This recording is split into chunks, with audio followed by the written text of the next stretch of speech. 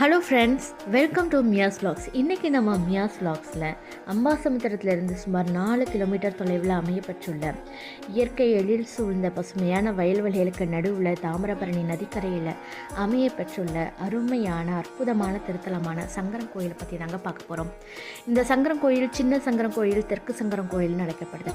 இந்த திருத்தலத்தில் சங்கரலிங்க சுவாமிகள் மூலவரா வடக்கு நோக்கி சுயம்பலிங்கமாக நமக்கு காட்சி தராங்க.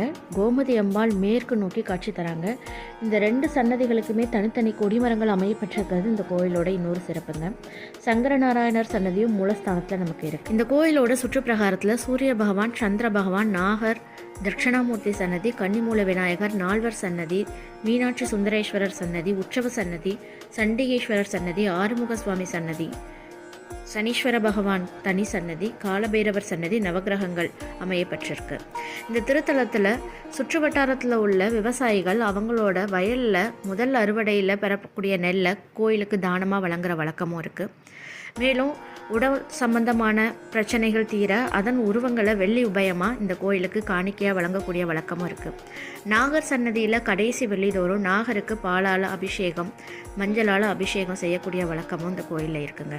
இந்த கோயில் கடைசி வெள்ளி தோறுமே ரொம்ப விசேஷமான பூஜைகள் நடைபெறும். மேலும் ஆடி தபசு ரொம்ப சிறப்பாக கொண்டாடப்படுது. அன்னைக்கு கோமதி அம்பாளுக்கு சங்கரலிங்க சுவாமிகளாகவும் சங்கரநாராயணராகவும் இந்த சுவாமி தபசு காட்சி அளிக்கிறாங்க.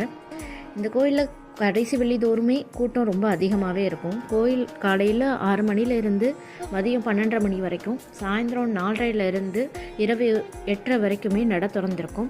முக்கிய விசேஷ காலங்களில் இந்த கோயிலுக்கு வரக்கூடிய பக்தர்களுக்கு நிர்வாகத்தின் சார்பாகவும் இந்து சமய அறநிலையத்துறை சார்பாகவும் அன்னதானம் வழங்கப்படுது.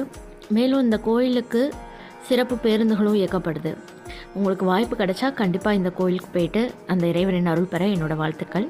இந்த வீடியோ பிடிச்சிருந்தா லைக் பண்ணுங்கள், ஷேர் பண்ணுங்கள், கமெண்ட் பண்ணுங்கள். மறக்காமல் நம்ம மியாஸ் vlogs யூடியூப் சேனலை சப்ஸ்கிரைப் பண்ணுங்கள். தேங்க்ஸ் ஃபார் வாட்சிங். பபாய்.